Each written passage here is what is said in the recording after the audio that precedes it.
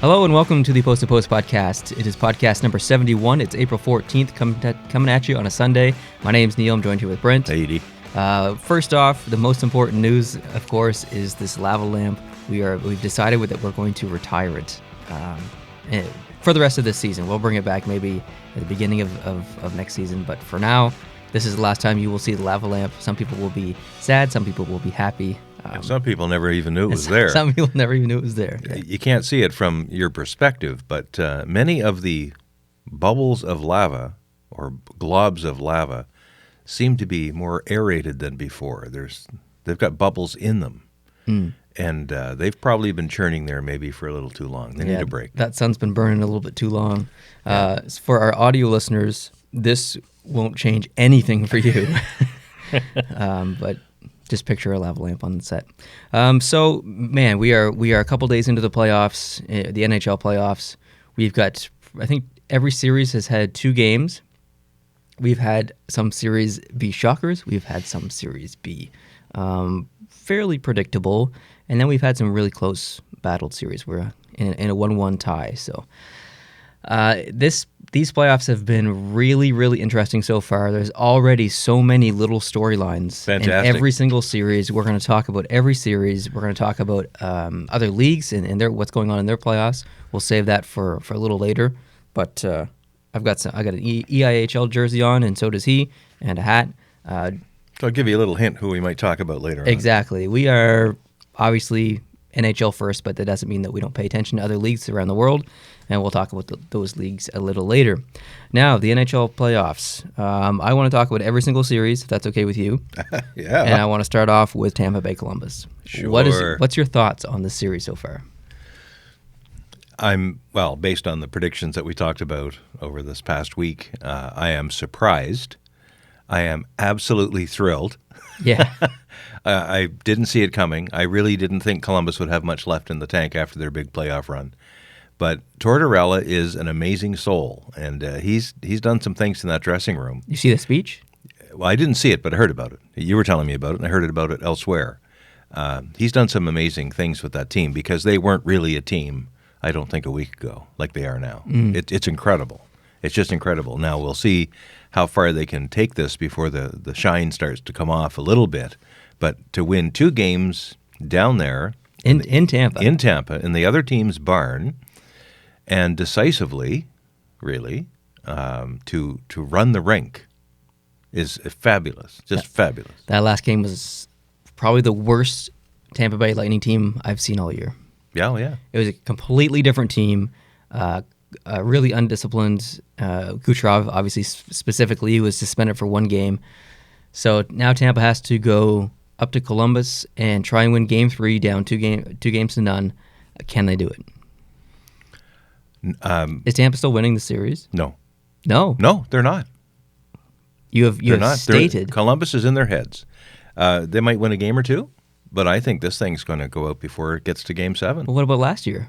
It doesn't matter. Columbus won the first 2 games in Washington. Same scenario, exact same scenario, but with different chemistry. I don't think it's the exact same scenario. Oh? Well, they've got different players. They've got Dzingel and they've got Duchesne, and they've got talent that they didn't have last year. I think they believe in themselves maybe more so than they did last year. I don't know. I think that's right. I think that's okay. I think they do believe in themselves a little bit more, but that's. I don't think it's a given that they're going to win the series. I think Tampa might come back because it's Tampa. It's still Tampa. At the end of the day, even though they lost those first 2 games, it's still the Tampa Bay Lightning. But did you see the interview with John Cooper afterwards, after Game 2? I did. Does that look to you like a coach that can walk into a dressing room and pump some air into those guys? I didn't see it. No, you're right. He's just like, yeah, it's a big challenge. I don't know. Didn't see this coming. It's a challenge. We're going to have to see what we can do. No, that's not the coach I want. I want the coach that's going to go in there and start throwing stuff. I want chairs to be hitting cement walls. I want water bottles going in every direction. I want hockey players ducking under the bench to avoid the coach. Whoa. He didn't look like that coach. No, he didn't. But he's never been that coach. No, he's never been that coach. That's why he's one of the most liked coaches. Exactly. Yeah, I don't know. I still don't think Tampa's done. I think they can do it. I think having Kucherov out of the lineup is almost a good thing.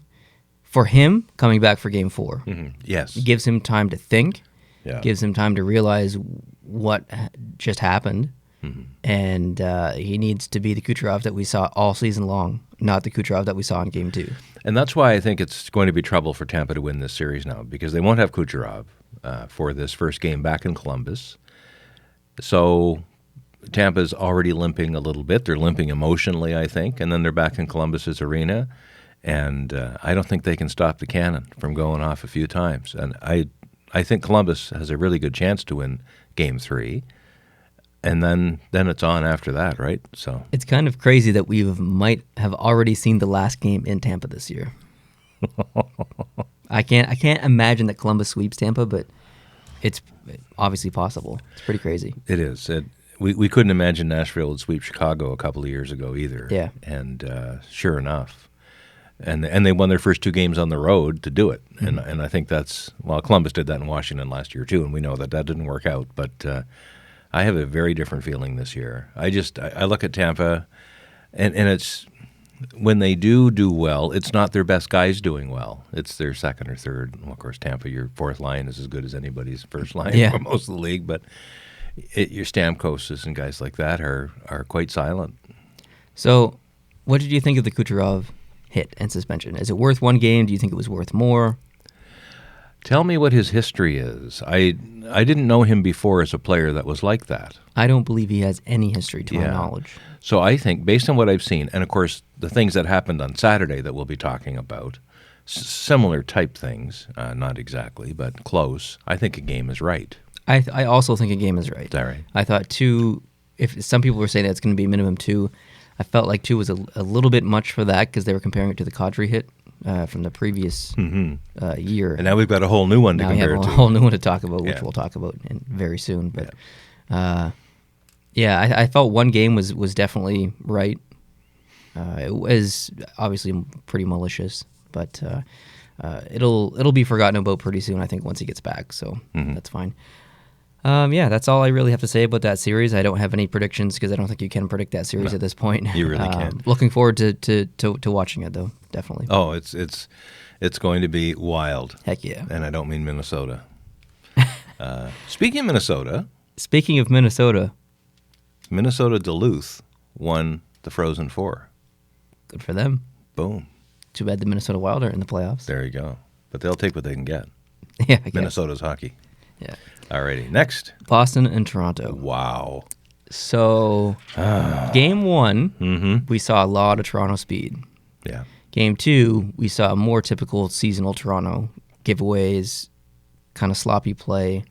Muzzin didn't look very good. Nylander was absolutely terrible. That giveaway that he had right at the post of his own net. But not just that one, though. There was like 3 or 4 the whole game. Yeah. It was just but that one resulted directly in a goal, and an important goal. Yeah. That was brutal. Just brutal. Very brutal. Now, I still think it's going 7 games, regardless of the suspension that we're going to talk about, regardless of anything else. I still think it's going 7 games. These teams they hate each other too much to have this end quickly. So it's going to be a great series. I'm super pumped to watch Game 3. But the Kadri hit. Actually, let's first talk about the knee, the DeBrusk knee. What's your thoughts on that? I saw 2 different descriptions of it from the analysts last night. Some of them were thinking it was knee on knee. Brian Burke, I think it was, made the point that he didn't widen his stance just agree. Prior to that hit. And I think I see it that way. Kadri basically was hittable because he had the puck, or he was close enough to the puck at the time. And it certainly was not an intentional attempt to go for his knee. And frankly, despite the fact he spun around and looked everywhere, he played to his full potential the following period. So there was no knee damage or injury, despite the fact he tried to make it look like there was when it first happened. He was down and he was spinning around and writhing on the ice with a minute left or whatever. So I don't think it.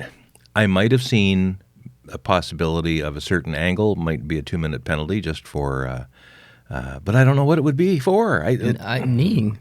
Yeah, but I think there should have been a penalty because I think he was going for the hit. If you watch the replay and you look at DeBrusk's upper body, he is doing this. He's trying to hit Kadri, and Kadri actually makes it so much worse by trying to get his upper body out of the way which causes a knee-on-knee. But it's still knee. It's still a knee. I still think DeBrusk should have gotten a penalty. And if there had have been a penalty on the play, the other play that we're going to talk about may have not have happened. And I heard that mentioned last night. I reject it because the purpose of calling a penalty is not to remove idiocy from the other guy. No. Right? I'm not saying that that's why they should have called a penalty. That's the hindsight. But I think that if they had of, then we may not have seen some other stuff in the game. And I think in general, the refereeing was not consistent in that game. And actually, many of the games that I've seen so far in the playoffs, reffing has been fairly bad, to be honest.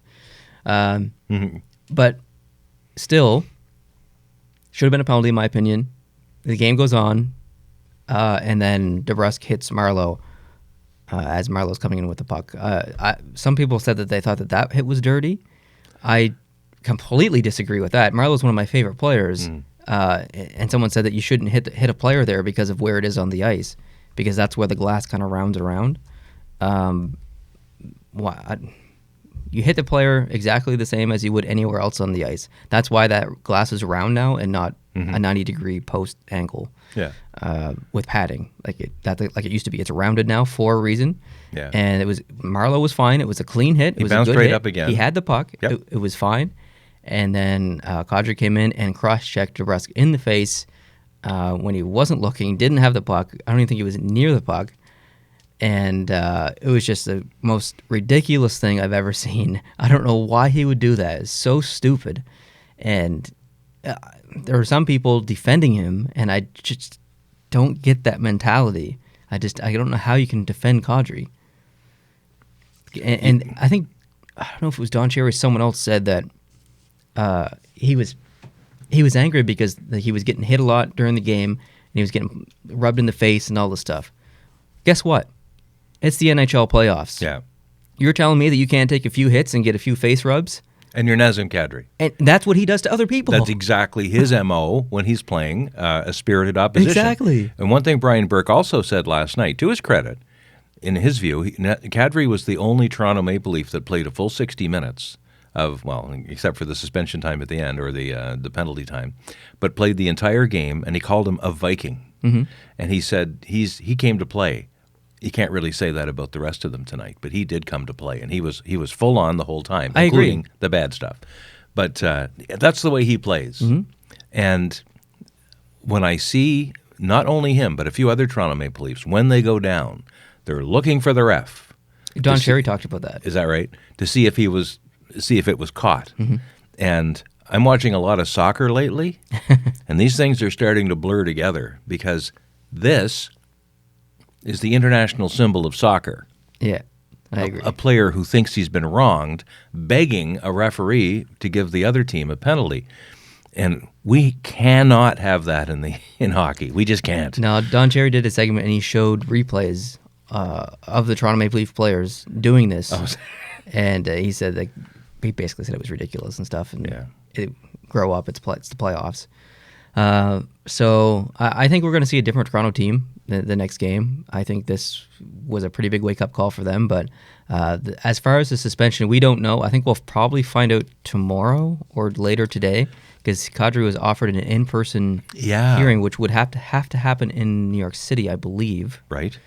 Which means he's at least getting suspended, but we don't know for how many. And since it's in person, they have the possibility to suspend him for more than 6 games. If I understand it correctly. Yeah, or 6 or more. 6 or more. It's more than 5, yeah. Anything below that, you can do it on the phone. But if you're and he still may come in for an in-person hearing and not get suspended at all. It doesn't mean he's definitely getting suspended, but I agree with you. Yeah. It's pretty well a certainty that he will be suspended for something. And I think it was Burke that first said, when I first saw the hit, I thought maybe 3, but now I'm thinking 5. So I don't think it's not going to be any less. It's not going to be 3 or less because that's exactly what he got last year. He's a repeat offender. I'm going to read you all his offenses here in a second. He's a repeat offender. It was a revenge decision to go after DeBrusk because DeBrusk is the one who need him, and DeBrusk hit Marleau. So Kadri was trying to get revenge from him and from Marleau, and the intent was to injure. He cross-checked him in the head, neck. Like, obviously, you want to injure someone if you're doing that. So there are 3 things working against him big time there. Yeah. It's not good. As far as his history, on November 15th, 2013, he was suspended 3 games for a hit to the head against Nicholas Backstrom. That was an elbow bang. March 18th, 2015, suspended 4 games for illegal check to the head against Matt Frazier.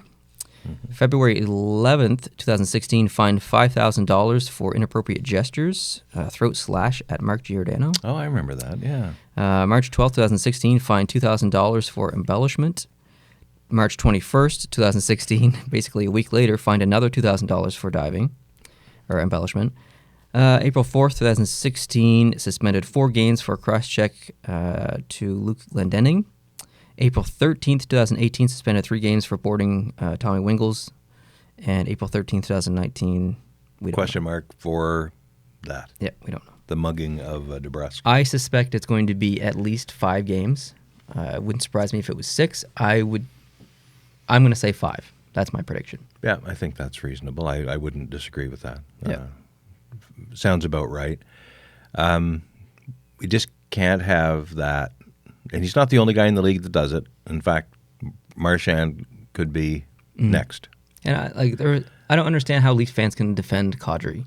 And they did so much. I watched a bit of Twitter from last night. It was Biased. It was disturbing. It was disturbing that supposedly rational people can see the same thing in such a different angle.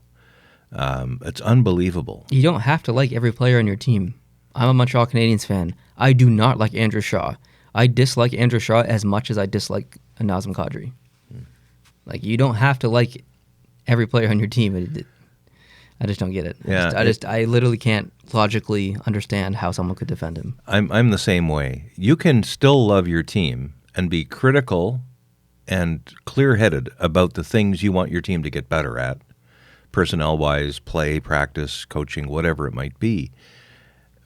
But it shouldn't become a religion where if you're a certain religious persuasion and everything that comes out from the pulpit up there has to be right, and you have to follow it no matter whether you personally think it's a good idea or not. That's what a lot of people see their hockey teams as, that the sun rises and sets. I have to admit, I'm not disappointed that I'm able to watch 16 teams play hockey and not have an emotional investment right now. And I'm not happy that my team isn't in the playoffs.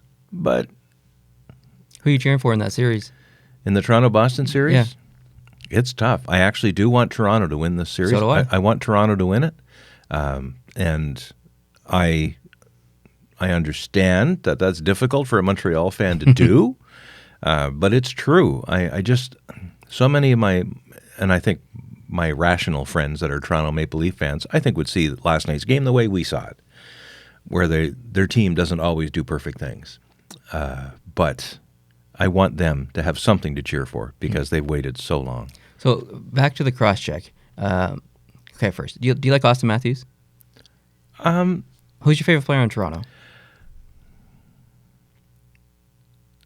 Give me a minute. What? Give me a minute. I honestly don't know because I'm programmed to not have one, right? So I guess I really like how Tavares has played. I was very impressed with Matthews' debut that time when he scored 4 goals, and of course we've seen them play. I credited Nylander last weekend as my predicted guy, and he actually scored a goal exactly the way I predicted he might, where he sneaks up the side, no one's paying attention to him. But then yesterday he gave all that up. But I don't know. I like Dermott. I like underdog guys. Okay, right? so if it was Dermott who cross-checked DeBrusk in the head, would you feel the same way? Totally. Yeah, exactly. Totally. Exactly. Yeah. It doesn't matter who the player was. It just happened to be Nazem Kadri. We're not blowing this out of the water just because it's Nazem Kadri. Yeah. That's what his suspension is. That's the amount of games he's going to get because of his history. Yeah. I'd be talking about this the exact same way regardless of what player it was. So, just for the record. Anyways, that's all I have to say about that series. Super pumped for Game 3. I hope Toronto wins. I do too. I think Toronto winning one game in Boston, like it sounds, they were on such a high after winning Game 1 and such a low after how yesterday's game went or last night's game that Toronto fans might, some of the more pessimistic ones, might think they've already ruined their chances or some crazy thing. But if you asked every Toronto fan 2 weeks ago, knowing this would be the matchup, knowing Boston would be home ice advantage, if you asked every Toronto fan on the planet if they'd be okay coming back 1-1 with basically stealing home ice advantage from the Bruins, they'd be okay with that. Yep. So they should be okay with that. And Toronto has a lot to prove, and now they're back home with the last line change. They can do their matching. They can do what needs to be done Monday night. Yep. And we'll see. Series is even. Whoop. Yep. Anyone's game. Washington, Carolina. What's your thoughts on this series? Because this is I would say so far a predictable series. So far it is predictable. I think that Washington has gotten off to a bit of a slow start here, I think. Ovechkin hasn't been what he can be, and he will be before this is over with. He set up some beauties, though. He's definitely in the play. But I like the hate. I like the physical nature of this series. Yep, me too. There's a lot of pushing and shoving after every whistle, and it's kind of juvenile, but I do like seeing it. And this time, I think maybe it's because NBC's cameras are in charge instead of Sportsnet or CBC ding-dongs, but you actually are seeing the pushing and the shoving. Yep. You're not seeing the goalie sucking on a water bottle for 10 seconds while everything happens off-frame. What did you think of Brindamore's rant to Steve Kozari after that penalty was dished out? I loved it. I thought it was fantastic. And I think, honestly, as much as I liked it, I liked that the ref just let him vent. Totally. That was such a smart play. Totally. I couldn't see Kozari's face, but you just see the back of his head, but he was nodding.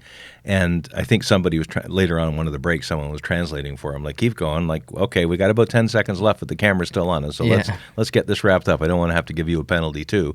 And then when it was over with, when the rant was done, Brindamore just flicked like a switch, and he walks down the bench. Okay, boys, let's play some hockey. It was fantastic. It was awesome. It was awesome. And he was right. Yes, because that Furland check shouldn't have been an ejection. No. It wasn't to the head, in my opinion. It was a clean hit for the most part. I think it was just a silly play. And Brindamore made the point about one of his players getting a high hit because and then they showed the replay of Ovechkin. Ovechkin dished that out. Well, what's your thoughts on that? I thought it was okay until I saw him actually leave his feet at the very end of it. He did leave his feet, Yeah, but I don't know if he left his feet because of the impact or just at the last second to create the impact. I don't know. And he kind of cut in with intention around the other players. Yeah, he made like a 90-degree turn to the left there and got him. So I don't know. The thing that got me about the hit on Dowd by Furland, which I think was legal, and of course Furland was bent over. He was reaching for the puck. Yeah. Dowd was kind of reaching for the puck. So and it's hard to not hit someone in the head when their head's at the level of your sternum. Yeah. But the thing that no one talked about in the show that I saw, I thought actually when it first happened, I thought there was going to be two penalties. One for maybe charging from the side, but the other for a high stick because Fogle was right behind him, and his stick was right up into Dowd's neck just before that hit. I didn't see that. I thought there was going to be a 5-on-3, two-minute penalties. But the high stick never got talked about because that other hit happened right away. But I think had that not happened, I think one of those refs would have seen the high stick and called it. It was right up around his chin. And that might have changed things. It's pretty rare to see a 5-on-3 2-minute power play when there's two penalties called in the same team in that couple seconds. It's pretty rare to see Tampa Bay get hosed in the first two games at home, too. Yeah. So. Remember last podcast, we said it was pretty rare to see NHL teams play 3-on-3. Yeah, during and it happened. A regular game, and it happened. It happened. It was the great. day after. Yeah, you got me there. Yeah. Anyways, it was pretty interesting. I think this is tough for Carolina. The good news is they're going home. They're going home. They get the crowd behind them. They get that extra emotion. I think Carolina wins at least one game at home. Yep. I hope they win both. Obviously, I'm cheering for Carolina, but to be honest, I think this series is over. As much as I do like Carolina, I personally think this series is over. Yeah. I think Washington is just too deep and complete of a team. What did you think about the Holtby spinorama on that goal that Holtby thought he was being interfered with by, was it Manalainen? Skated in front, and Holtby spun all the way around to the left, and when he got back, it was too late. The puck went in. It was Ullmark's goal, I think. I don't remember that goal. Or Wallmark, I was switching rather. between a bunch of games. It was the weirdest thing, and they actually had a video review Toronto on the phone, the whole thing, to see if it was goaltender interference. Holtby was just a little bit out of his crease, and he was set. And the opposing player skates by him, and there might have been a little bit of contact, maybe. But Holtby goes into a complete figure skating 360. He goes right around, faces his net, comes right around, and starts to get set up again when the puck goes in. I didn't see that. Oh yeah, it was. Look it up. It was really something. I'm quite convinced they made the right call. Even the guys in the booth were saying, "Did Holtby There was no way that the impact of the player going by careened him around in the circle. He forced himself to do it. Yeah, that maybe to embellish or to make sure people saw it. He did a complete 360, but he didn't fall down or anything. He just did a 360 as if like, what was that? And I said at the time, like, why did he turn away from the play? A lot of players will do that because skating in one direction is on their strong side. They'll turn away from a play rather than into it just because they can get a better go. Yep. But he just spun around. I was like, what was that? And it almost worked, I think, because there was some uncertainty as to whether that'd be called interference or not. Did he take a drink afterwards? Oh, yeah. Many. Definitely. Yeah. He must wear Depends or something. Hopefully there's he loves no way water. a man can drink that much and not pee all the time. He loves water. He loves water, and especially when he always seems to face whatever camera he knows is on when he does the water too. So he gets a good FaceTime on the TV. Yeah. But that was a really good game. It was close, even though It was Washington, close, yeah. It was 4-3 overtime. And the Tower of Power, Brooks Orpik, with the goal. Yeah, the sniper. Yeah. But it could have gone either way. It could have. There's big saves at both ends. I thought that generally it was an even game. And that's the thing about this series. Carolina is being competitive against Washington. Oh, yeah. Which is awesome. So it's actually a really good series to watch as a hockey fan. The Islanders and Pittsburgh series. Thoughts? I was really worried in Game 2. I was so pumped in Game 1, and I was really worried in Game 2 that that it was just maybe a dream. That maybe Game 1 didn't happen, because especially when it went into overtime, and I thought, oh, this won't end well, because Pittsburgh's been there so many times, and then it was all okay. Is this one of your favorite series? Oh yeah. Is this your favorite series? Well, but for Columbus Tampa, which I'm enjoying immensely watching the unexpected happen, but get that aside, Islanders Pittsburgh, definitely my favorite series. Toronto Boston a close second. Yeah, I'm loving this. The crowd Oh. for the Islanders is by far the most enjoyable thing I've experienced in a long time in hockey. And this crowd runs themselves. It's not some dink with a horn going 3 toots like they do in Pittsburgh and Washington and God knows where else, and then let's go, whatever. This crowd is running their own chants and cheers. There's no organist having to get involved here to get them going. These people don't need any motivation to get going. They're on all the time. Like Nashville. Yeah, Nashville's the same way. Winnipeg's the same way. This crowd is fantastic, and I hope what you think you saw or read recently about them having to go to the Barclays Center if they get to round 2. Yeah, I don't know about that. I hope that's not true. When we're talking here, I'll try to see if I can find any intel on that. But this Nassau Coliseum is the perfect venue for the perfect team at the perfect time, and that's right now. I agree. It's such an enjoyable venue as a TV watcher to see a game. Listening to the crowd and the chants, and half the time I don't even know what they're saying. I don't even care. It's just noise, and it's brilliantly fantastic. And it's so loud that the announcers have to raise their voice, which is unfortunate because I would just like to see no. Can you imagine watching a game in Long Island with no commentators? And there's a feed that comes out of the trailer. That's just ambient noise. It's just ice noise and crowd noise with no announcing, because they have to send that feed out to different language countries that want to have their own announcers locally call the game. So they can't have the English guys on in the background. So that feed's there. If we could just find that feed. If you're a broadcast technician or a satellite person, find me that feed. Well, I have an interesting development for you. Oh. Jason told me that if you have surround sound, which we do, Which we do. if you disable the center channel, the commentators go away. No. Apparently. Experimentation will happen today. Today. In fact, it'll happen fairly soon. The minute we're done this, the game, as we're taping this, it's 1 minute or 2 minutes to 1 p.m. Atlantic time. Yeah. They take to the ice in 2 minutes. It's going to happen like now. Islanders in Pittsburgh. And it's, by the time we're done this, by the time this airs, the game probably will be over. But we're going to watch every single second of it, right? Yeah, absolutely. This is the first game in Pittsburgh, and to be honest, the Pittsburgh crowd's pretty good too. I really like the Pittsburgh crowd. I just don't like the horn guy. There's one guy with a horn, and I would love to take him out back and pie him in the face because that horn drives me crazy. I'd rather watch the game with no sound. Yeah, and listen to that stupid horn. It is horn. so annoying. And there's another arena or two where they have 3 beats on a drum, bang, bang, bang, and then there's a cheer. Man, that might even be Washington, I don't know. But this bang, bang, bang, or toot, toot, toot, and then if the crowd isn't cheering by themselves, then the team better play better.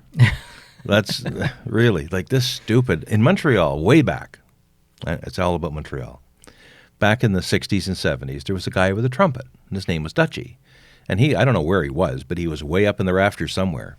And every so often, when it needed it, he'd get on the trumpet, da-da-da-da-da, and that the real things, and some of the organ stuff that comes nowadays comes from that, from the things he would do, you know, that.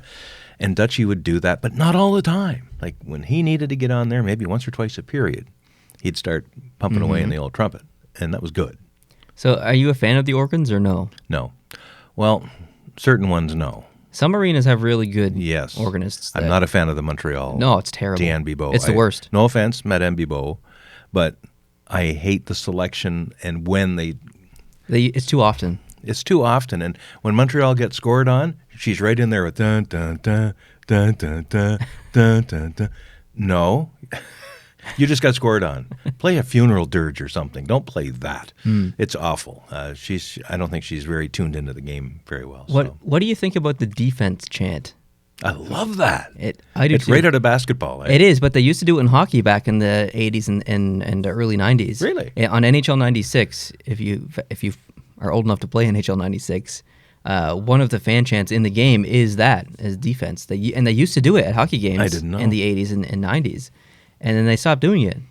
I just love it. It's brilliant. It's fantastic. It's probably my favorite chant of all the chants. So I hope more teams start to do it. But man, when they get into full song, especially when they're serenading the opposing goalie, they get his name, you know. And when Nashville does it, you know, it's "you suck. It's all your fault. It's all your fault." But I think what's even more effective is just chanting the goalie's name over and over again. I agree. I think that would just drive into his central nervous system and just bug him. Murray. Like just keep doing that. Oh, and make it so that it's not a planned choreographed thing. You're just drilling that guy. That's just right. keep hollering. I love it. I love how physical this series is. There's a lot of hate in this series in the first 2 games, and it's fantastic. It's kind of creating a bit of a rivalry between these 2 teams, and I hope it continues regardless of who wins the series. I hope it continues next season because this is fantastic hockey to watch. It is so good. It is so good. And when they build this new arena for the Islanders out at Belmont or wherever, they need to get whatever mojo that the Coliseum has and find a way to transplant that because it's going to be a bigger, emptier, more vacuous space. It's going to be harder for the crowd to feel that close to the game unless it's designed in a way that maybe brings some of that magic from Uniondale because this team is really something and the fans are really something. These people absolutely are just insanely passionate about their team and I love it. I am willing. They're playing there next year, right? Oh, I think for a little while yet. I am willing to make a financial commitment to go see a game at that arena. I would. Oh man! Before they make the switch anywhere, I would definitely want to do that. And definitely, I'd like to see it against Toronto. That would be great. Yeah, with Tavares still there. Yeah. I'd like to see anything, but Toronto would be the best one to go to. Mm-hmm. And, that would be amazing. And just being in New York would be awesome anyway. yeah. Just, turn it into a week vacation, let's say. Go down on a Thursday, get ready for Saturday night's game, come back on the following Tuesday or something, spend some time downtown. I'd like to be out in Brooklyn a little bit, too, plus going out into Long Island more. And I'd love that. I would love that. That'd be awesome. Let's make it happen. And I know we have viewers in Long Islandville. Oh, we've already been offered tickets pretty much. Oh, okay. Long Island, so I don't know. Sweet. We'll see. Sweet. Islanders have the fantastic fans. Yeah. They're just fantastic fans. So of the Eastern Conference, what's your most favorite and least favorite series? I think my least favorite is Carolina-Washington. I agree. Most favorite's it's tough. Too predictable. Too predictable, and no matter who comes out of that series, they're going to go on and play the winner of Islanders-Pittsburgh. And to me, that's the real series, is Islanders-Pittsburgh. Yeah. I love that so much. I like the Boston-Toronto series just because it's fun to watch, but I like watching Boston-Toronto just like you watch the replay of a NASCAR wreck or some of those Russian dash cam videos where you know something bad's going to happen, you just don't know when or from what direction it's going to happen, because I don't have an emotional investment in either team. And you don't want to have an emotional investment in either team. No. Because they are the enemy to us. That's so right. It's hard to cheer for a team in that series. That you've cheered against your entire life. Yeah. And they're playing each other. So it's like, is there any way that they can both lose? That'd be great. But if one of them has to win, I hope it's Toronto. But the Islander series is by far just fantastic. Yeah, I agree. Fantastic. Off to the west we go. Calgary versus Colorado. Whew. Now they played last night. It was a pretty good game actually. Grubauer was absolutely fantastic. One of the best goalie displays that we've seen so far in the playoffs. He completely won them that game in overtime. On a big save, actually. Huge. And then McKinnon eventually got the puck and then went up and scored, and it was an awesome shot. But this series is pretty interesting. It reminds me a lot of the series last year that Colorado played against Nashville, where a lot of people didn't really think that they would be competitive. And both games have been, maybe not score-wise in the first game, but I thought as far as play-wise in the first game, it was pretty close. Yeah. And definitely in the second game. So, the series is tied 1-1. Anything can happen. And... yeah, I like the series a lot. It's very different hockey than a lot of the other series. It's much more.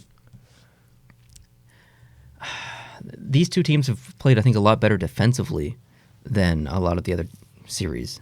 There's just been some specific points of this series where it's almost boring to watch because there's not a lot of shots and there's not much going on. But then there's spurts of craziness. Yeah, and going back 15 years.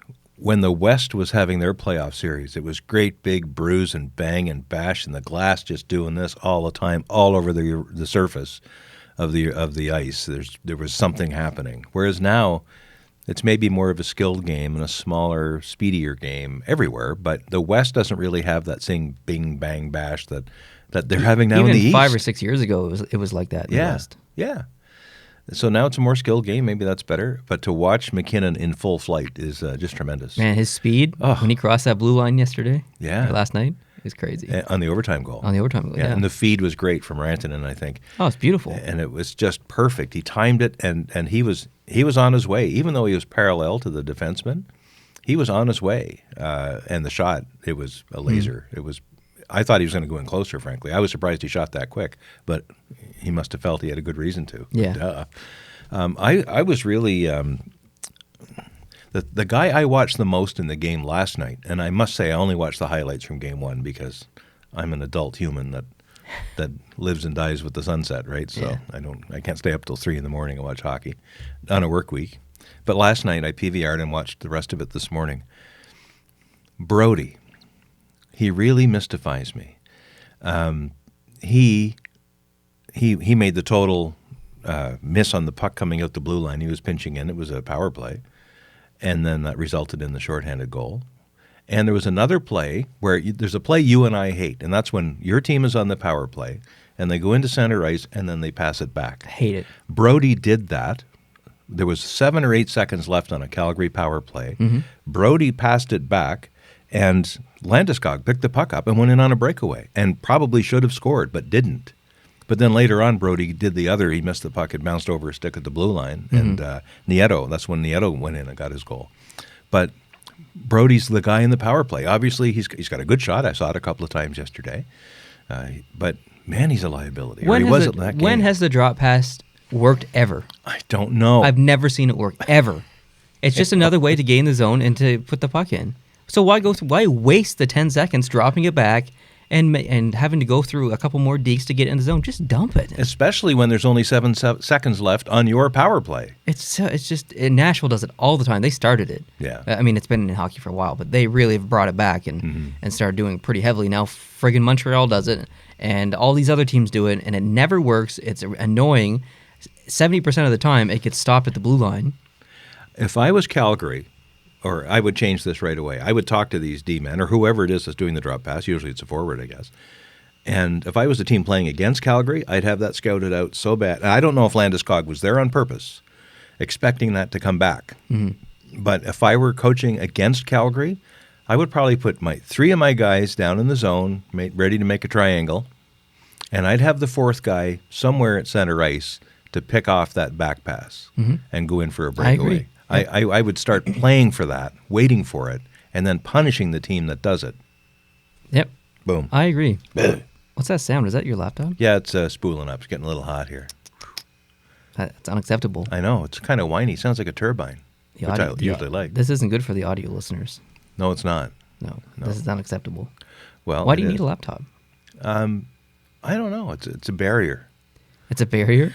It's like a blanket. You need it. Yeah. You feel different. Well, I just like to be able to look. Actually, what I'm doing with it right now is I'm using a website that gives live hockey scores, and I'm following the final in the EIHL. It's on right now, and I'm watching the game as it goes. Not watching the game, watching What's the the score? Score right now, Cardiff is leading Belfast 1-0 halfway through the second period, so the game's halfway over. Damn. Yeah. So, but Belfast has been playing exceptionally well all year. So we'll talk about that later. Not over yet. All right. San Jose, Vegas. Have you watched any of this series? A little bit. I watched the Friday game on video delay with the PVR. So I did watch it. Yeah. It's. I mean, I'm wearing a San Jose hat, and I'll likely wear the San Jose hat for every podcast that San Jose is still in the playoffs. For good luck, they are the team that I am cheering for the most. I am very frustrated with San Jose. Yeah. They were so good in the first game and a completely different team in the second game. Martin Jones sucks. He has some of the worst statistics in the regular season and let in some terrible goals in that other game. I don't know how they can start him in Game 3. That's a big question. If they start Martin Jones in Game 3, they're not serious about winning a Stanley Cup. Well, yeah, and when they put Dell in, when they pulled him and put Dell in, he played fairly well. He did play well. Quite well. So that really presents a coaching challenge. But Jones had his chance. I agree with you. I think Jones has had his chance. Yep. He's blown that chance. Yep. But then again, the series is tied 1-1. But look at the whole season, and look at how he wasn't really challenged that much in Game 1. Mm-hmm. It was Game 2 when he was really, really challenged because the team in front of him didn't play as good, and he was let in some seriously soft goals. Oh yeah. And I really like Martin Jones. I just don't like his play this year. So Martin Jones, I think you need to lead the net. But this series is as emotionally invested as I am in this series. It's the most difficult series to watch because it's on the latest, and at that point, all I kind of want to do is sleep. But it's pretty good hockey. I like to see. To me, which I find this interesting, the two biggest names in this series so far as play, points, impact, has been Mark Stone and Erik Karlsson. Yeah. Two players that have joined these teams this year. From the Ottawa Senators. Two players that have come from the Ottawa Senators. I mean, just think about that for a second. Mm-hmm. Stone, Duchesne, Dzingel, Karlsson. I know I'm forgetting someone else. Well, if you go back a little farther, Brassard. I wouldn't count that. Okay. But I mean, all these big names were having impactful moments for these other teams all came from Ottawa. That's just crazy. Yeah, if they were all still playing together. Exactly. Gene, would you be on a plane right now heading to Tampa or wherever? Exactly. To watch the next 2 games of your series? Makes you question. Yeah, it's crazy. Yep. Yeah, this series is, I don't know. I still can't predict this series. I still think San Jose is going to win. I think that because they played so well in Game 1. The refereeing has been inconsistent in this series, so I hope that switches up as well.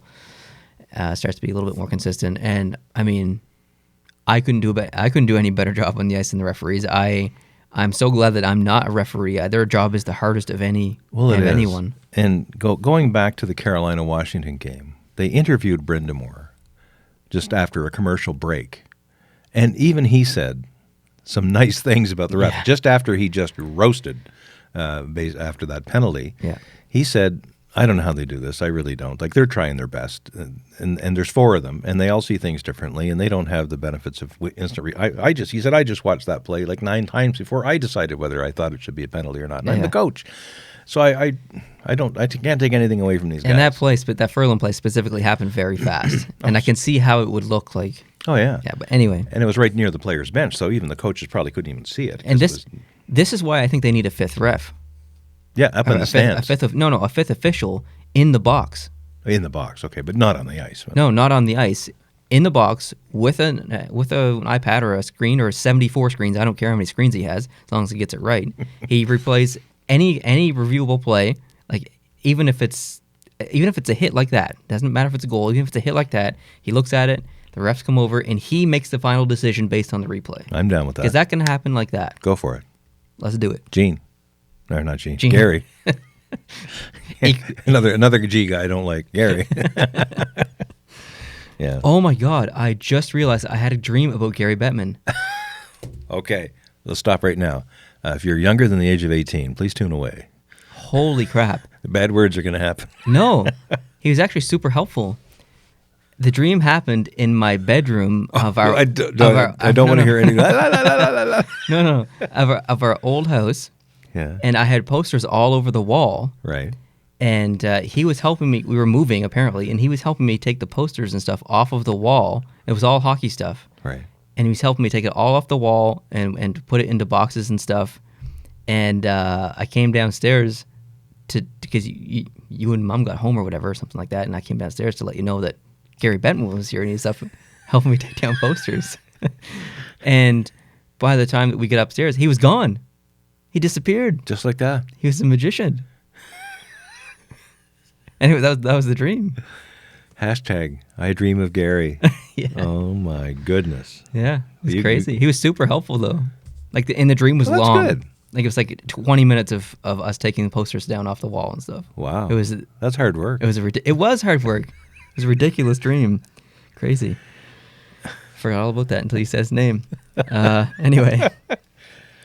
Moving on to the other series. When I had a dream about Gary Bettman, I'm in my bedroom. Like when it's starting to head in that direction, I just want to drop the headphones and run out of here. Anyway, thank goodness it turned out more benign than that. Okay. Winnipeg, St. Louis. Yeah. What do you mean, yeah? You don't like this series? Well, yeah, I do. I really like how it's turning out, frankly, but I don't know. I'm not a... it hasn't caught me yet. Really? Yeah. I think I'm a little bit too emotionally vested in this series. Number one, because I picked St. Louis to go to the finals, so I'm worried about my prediction. Right. Number two, I really like Bennington. Yeah. And I really want to see him do well. I don't want to see him falter. Mm-hmm. I really want to see St. Louis do well in general because it's been so long. Yeah. Well, I mean, it's never been. They've never won. So. Yeah. But I do really like Winnipeg at the same time. So it's a tough series for me to. I can't really cheer against Winnipeg, but I really like this series. Do you know St. Louis was a Jeopardy question this past week? What was the question? The question was, what NHL Western Conference team has been to the Stanley Cup Finals in its first 3 years of existence but has never won the Cup? And that was the answer, actually. The question in Jeopardy is what you respond with. And obviously it was St. Louis. But, yeah, that's... Did they get it right? They did. Good. Whoever answered the question got it right. But there's a guy on there right now. He's just... Yeah, I heard about him. He's won over $400,000 in like 6 games. Crazy. Insane. Anyway. So I can't believe you don't like this series. Well, I didn't say that. I'm not nearly as attached to it. Probably because of the time that it's on. I'm not watching these games live. And so far, I haven't had a chance to watch the games even at a decent hour. Now, tonight will be different. They're playing at 8:30 our time, which is normally when games start. I'll be able to watch it. There won't be competing games on at the same time, so I'll probably really enjoy watching the game live tonight. But, yeah, right now, Hellebuck has not looked good. No, he has not.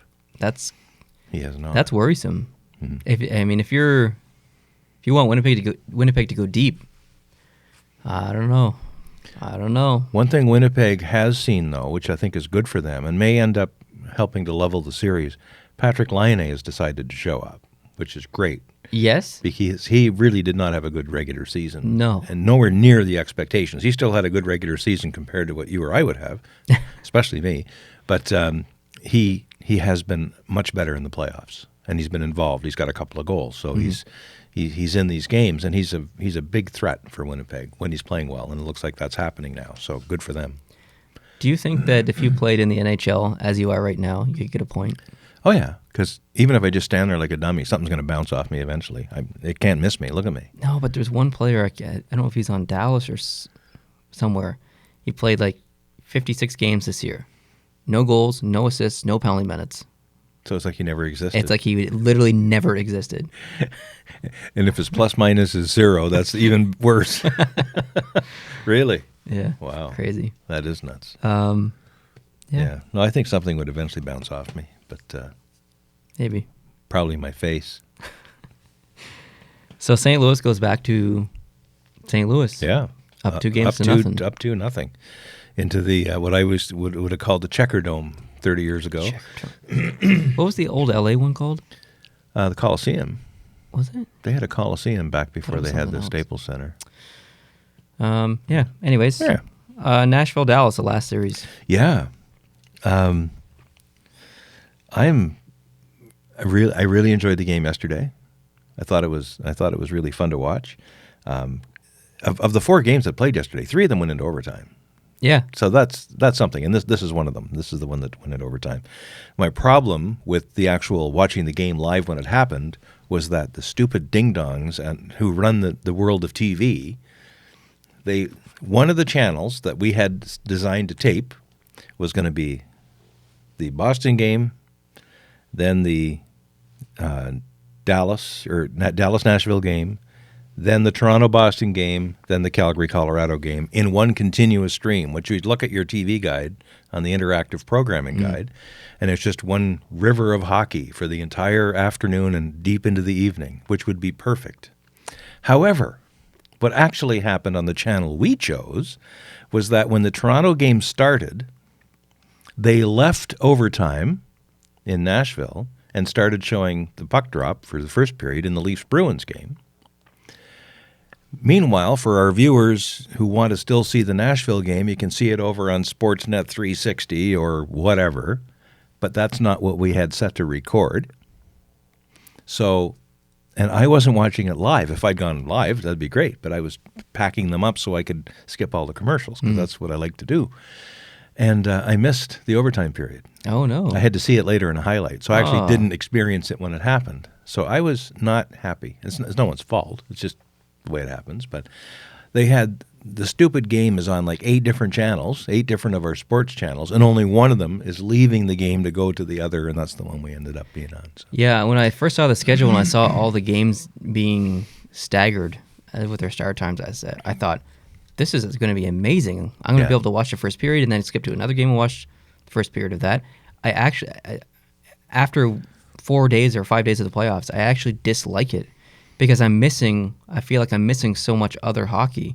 I'd almost rather one game start on one channel at 8, another game starts on the other channel at 8, and they just go. Yeah. And I can go between the other ones. But you're right, there's been a few times where there's been a game on and then they've switched to go to another game, or like the game will be on Sportsnet.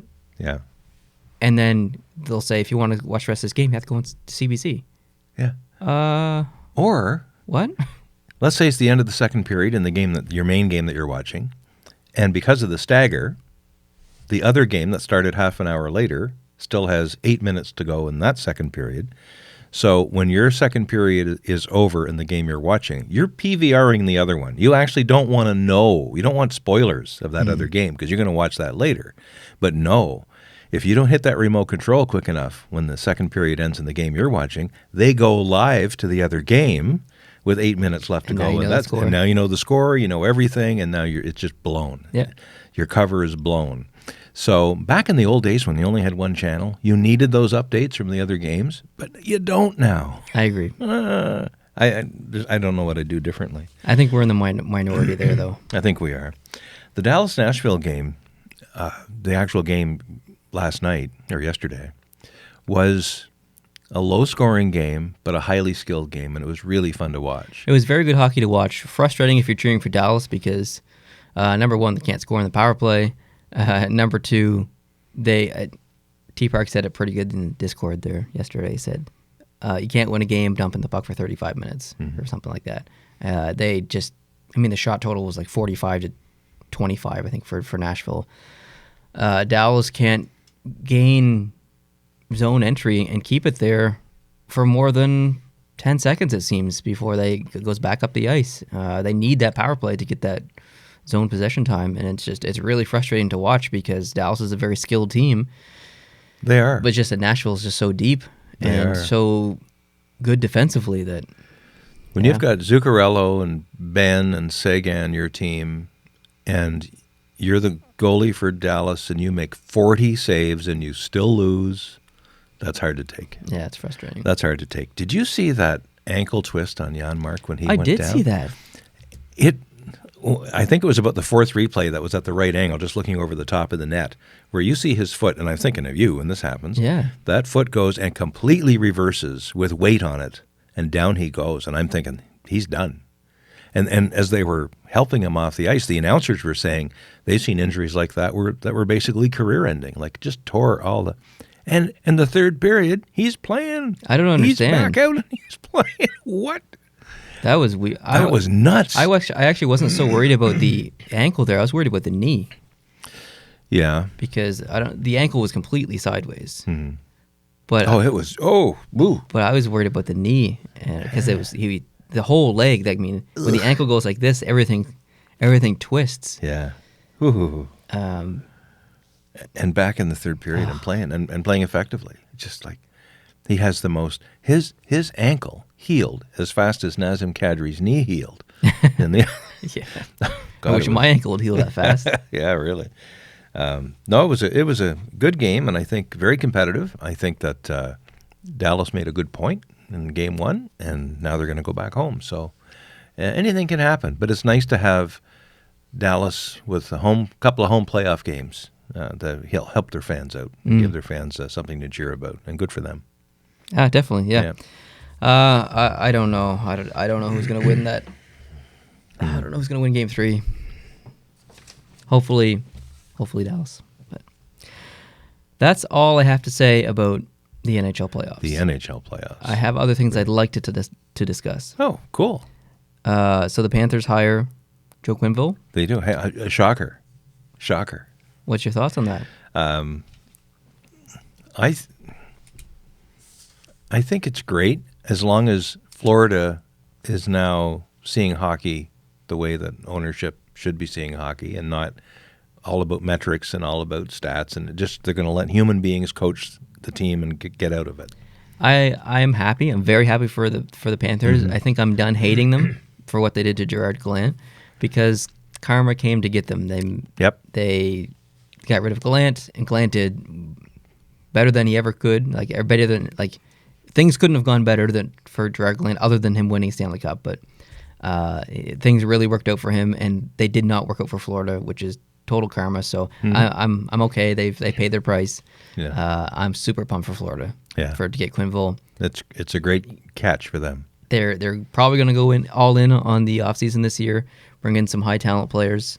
I'm pretty scared of Florida next year, I think, depending on who they get in net. So I think this is really good news. So bad news for Atlantic Division fans like us. Yeah. Do you hear about McDavid and his injury? I heard that there was some kind of a PCL ligament that. Yeah, he had a PCL tear. Yeah. It does not require surgery. So I don't know if that's good news or bad news. I assume good news, but I would say. Yeah, that's the only update I have. Surgery is always the least attractive option. Unfortunately, yeah. The draft happened. The giraffe? The draft? The giraffe, like the long-necked animal that eats on the trees? Yeah. Yeah, it happened all right. And we need to talk about this. This was so badly executed. It's the whole style of the draft. When you had Gary in your bedroom, you should have engaged him in conversation about how to improve the NHL draft lottery. It was... There's a lot of things I want to say. Well, first I'll just say New Jersey won, Rangers came second, and Chicago came third. Correct. Well, I mean, they didn't win, but they came first. We won't know if they won for about 5 or 6 years. Exactly. I am so tired of this card pulling up. Make it live. It's like this. Number one, we were spoiled because the winning feed got leaked, and everyone saw it before the draft even happened. I heard that, yeah. People thought it was fake, but it wasn't. It was exactly how it happened, so everyone knew. Number two, if you go, there's... T-Park linked this in Discord. There's a Reddit thread where someone has dissected the last 3 years of the draft, where they've strategically placed the winning GMs in seats, and the winner are 1, 2, and 3 GMs always sit in the same seats. So that's hilarious. Technically, we could have known who was going to win when the broadcast started based on where the GMs were sitting. Yeah. Which is really interesting. So enough of this backroom accountant card bullcrap. Bring out a ball machine. Bring out whatever kind of, however you figure it out. Bring it out and do it live, and let's see it happen. I finally found out and have read in some detail exactly what they do in the draft and how they arrange the odds so that they work. And basically, they draw 4 numbers for 1,001 different combinations that are distributed to the teams in order of their finishing order in the league. So the team with the worst record has a few more combinations available to it than the team with the second worst record, and so on and so on. So there are 1,001 possible number combinations if you just have 4 balls with different numbers on them, numbered up to, I think, 14 or 15, whatever the number 15. is. 15. So there's 1,001. And Montreal was in the draft, but they only had, of the 1,001, they only had, I think, 9 or 10 of the number combinations would deliver Montreal the first pick. So basically, the teams are all listed in order. I've got it printed out. I could show it to you. They're all listed in order of, like, the 1, 2, 6, 9 combination, when they draw these numbers, was assigned to Chicago. The 1, 2, 6, 7 combination was assigned to Minnesota or whatever. So, like you say, they could do a live number pull. They could disclose all the numbers for all the teams, and the first ball is a number 1, and then all the other combinations that start with 2 through 15 are gone, leaving you with, let's say, 100 possible combinations, that start with 1. And then the next number is a 6. So then, like, you could do that live and it would be so interesting. It would be interesting. People would understand it. And then when it got down to the final number to be drawn, the 4th number, there would only be 3 teams left. Yeah, exactly. Right? Or however. And then it comes up and it's live and you see real spontaneous reaction. And you could even have fan parties in various places with the camera on them and whatever. It would be amazing. It would be such great television. It would be. But this way here, it's so sad. It's boring. It's cringy. Terrible. Yeah, it's bad. And all the GMs are sitting there. In fact, the GMs aren't even going anymore. A lot of them are sending their director of scouting. Yeah, So like Bergevin wasn't there. I think Trevor Timmons was there from Montreal. And Bergevin said, I'm not going to that. And why would he? Like, he's got no chance of winning. And what's the point of physically being there anyway? And then they got Jack Hughes, and they're interviewing him. It's just so, you're trying to create 2 hours of television out of a nothing burger. Yeah. And it was just awful. It was terrible TV. It was terrible TV. It was bad. Even when they do the draft, Gary gets up and introduces the first round, and introduces each team and tells them, yes, you can come up on stage now, and you can stand over there. Gary, you're not that cute chick on Tout le Monde on Parle with a headset telling people where to sit when they're invited onto the TV set on a Sunday night. Gary, just get off the stage. We'll get to that in June. But boom. Geez. That's right.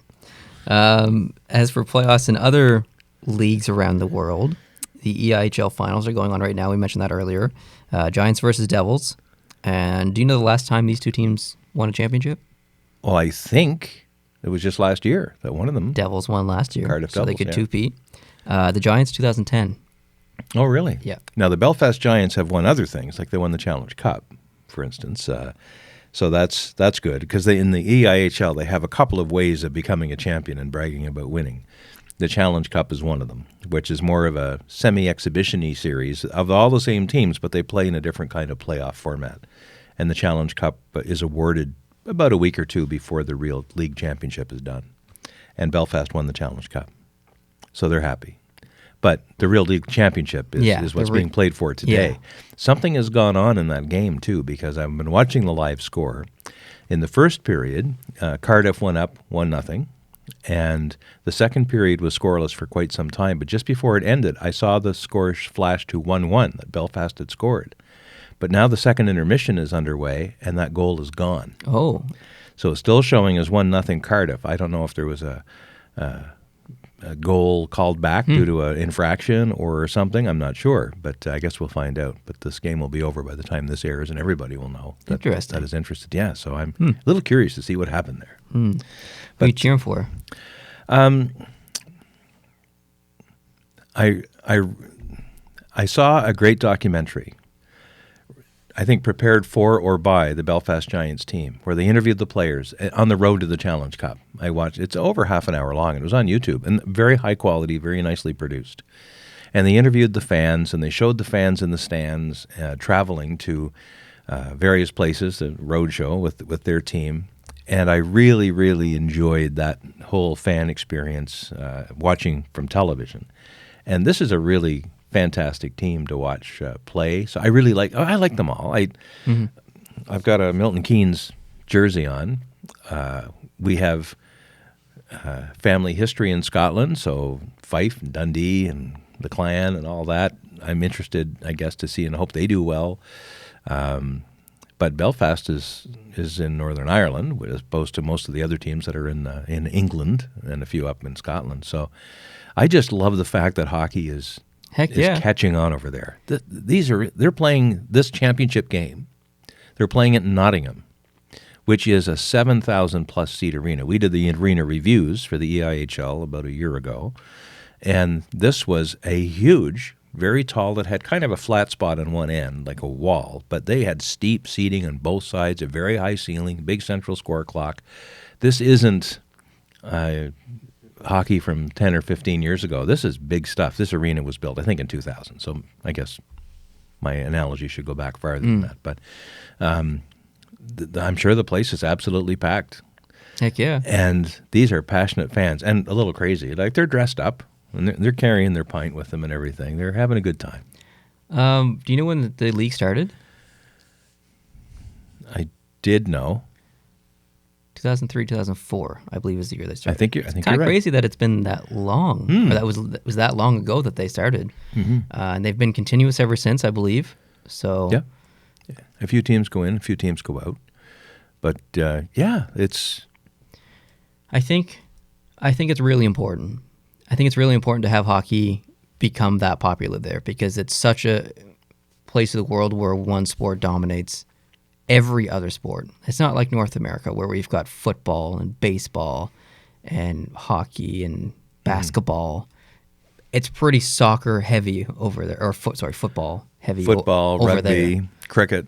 Yeah, but I mean, like, football is like, there's nothing that even comes close. No. So the fact that hockey is even at a 1% or maybe less than 1% catching on over there is pretty cool. So I really like that. And the fans react when they're supposed to. Like, they know what's up. When their team has just killed a nice 2-minute power play, or there's been a fantastic save, or a really good not goal kind of play, they react to it. They see it. They know it, and they're happy for it. It's great, and to see, and you see the names on the backs of the jerseys. Admittedly, most of the players on these teams are North American and probably Canadian. Yeah. So you see names on the backs of the jerseys like Johnson or Riley or something like that. And you've got people in the UK watching, seeing names in the jerseys that probably are the same names as their neighbors. Yeah. But these are guys that live 4,000 or 5,000, 6,000 miles away. Exactly. Because their ancestry from 200 years ago was there, but now they've moved away and now they're back playing hockey. It's like we've taken something away and now we're bringing it back. Yeah, a little bit. Yeah, because it's very similar to traditional field hockey, bandy kind of games, right? So I love it. I just love the fact that they're at it. Yeah, it's awesome. EIHL is not the only league with playoffs going on as well. That's right. The AHL regular season ends today, actually, so the AHL playoffs will be starting soon. And the QMJHL playoffs, Halifax has made it to the semifinals. Nice. Which is pretty cool. Very nice, yeah. The OHL is still in round 2. London was up 3-0 in this. Have you heard this? No. The London Knights were up 3-0 in the series against Guelph, and Guelph came back and it's tied at 3-3. No. Yes.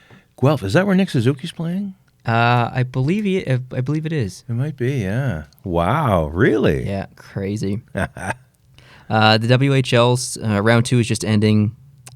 So far, the Vancouver Giants, the Spokane Chiefs, and the Edmonton Oil Kings have advanced to round 3. Very good. They're just waiting on one other series to end to get that 4th team. So that's actually all the news I have. I'm sure there's news elsewhere and in other countries and other leagues, but that's all that I have written down.